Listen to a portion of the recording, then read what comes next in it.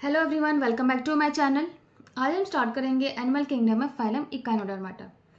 इसके पहले भी हमने एनिमल किंगडम में कई एक फाइलम एक्सप्लेन किए हैं जो कि आप मेरे चैनल पर जाके देख सकते हैं। इस चैप्टर का अलग से प्लेलिस्ट बना है जिसमें आपको सारे लेक्चर्स मिल जाएंगे। तो चलिए आज का फाइलम स्टार्ट करते हैं इकाइनोडर्माटा।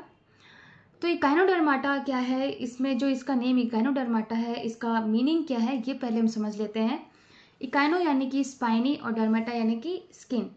तो इकाइनोडर्माटा फाइलम में जो एनिमल्स हैं वो स्पाइनी स्किन्ड एनिमल्स होते हैं। इनकी बॉडी स्पाइनी होती है, आपको कांटे कांटे जैसे दिखेंगे इनकी बॉडी में। तो these are spiny skinned animals. अब हम बात करेंगे इनके कैरेक्टरिस्टिक्स की। तो चलिए देख लेते हैं कैरेक्टरिस्टिक्स एक एक करके। सबसे पहला कैरेक्टर आता है हैबिट एंड हैबिटेट।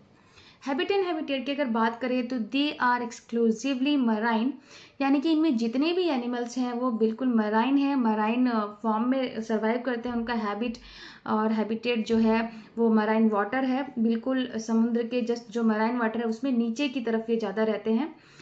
अब हम बात करेंगे इनकी सिमेट्री की।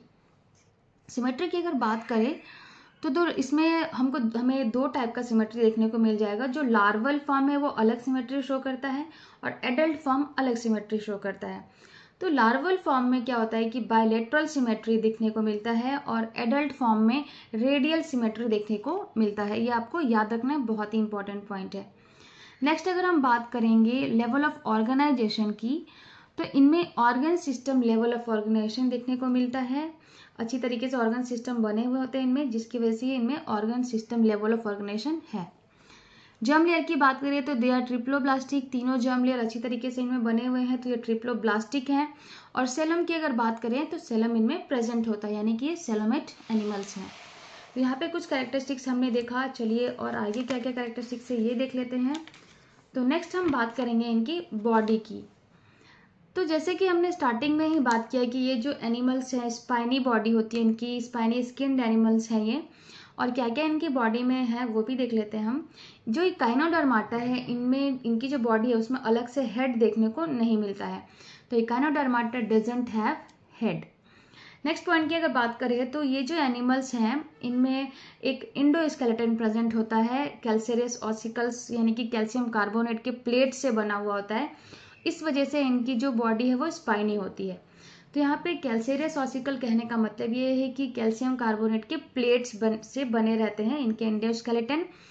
और ये बहुत ही इंपॉर्टेंट पॉइंट है, आपको याद रखना है कि किस चीज़ से बना है। तो कैल्शियम कार्बोनेट के प्लेट्स से बना होता है इनका एंडोस्केलेटन, जिस वजह से इनकी बॉडी स्पाइनी होती है।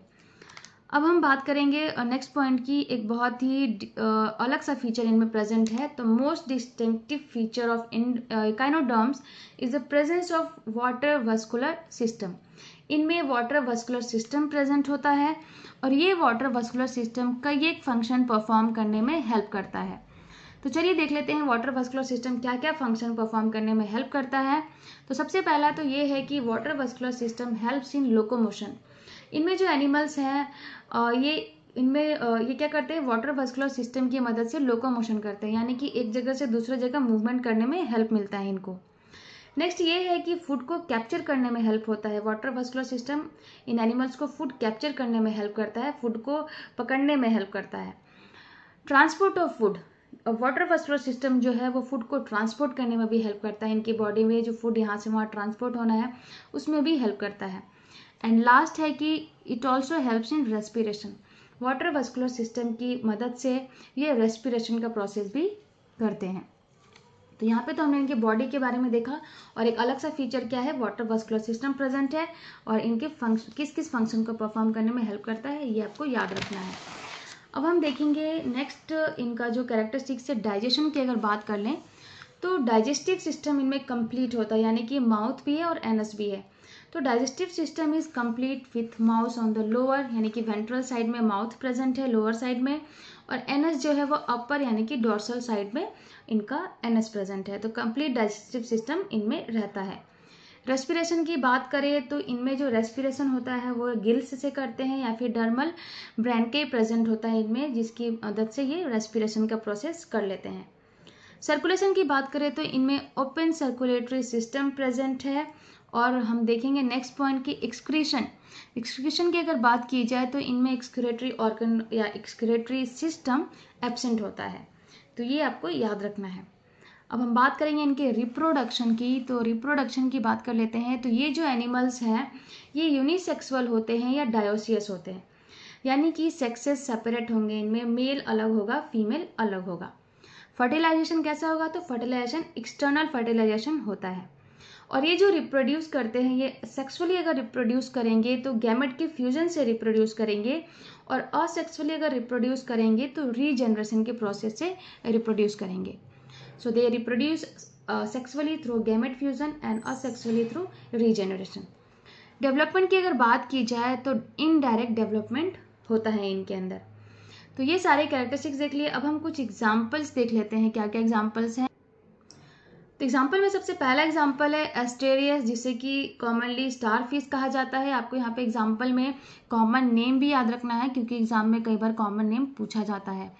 नेक्स्ट है यहाँ पे काइनस, जिसे कि सी यूक्रिन भी कहा जाता है। तो ये आपको दूसरा एग्जाम्पल हो गया।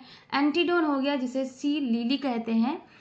और नेक्स्ट है कुकुमेरिया, सी क्यूकम्बर के नाम से जाना जाता है, जो कि कॉमन नेम सी क्यूकम्बर है।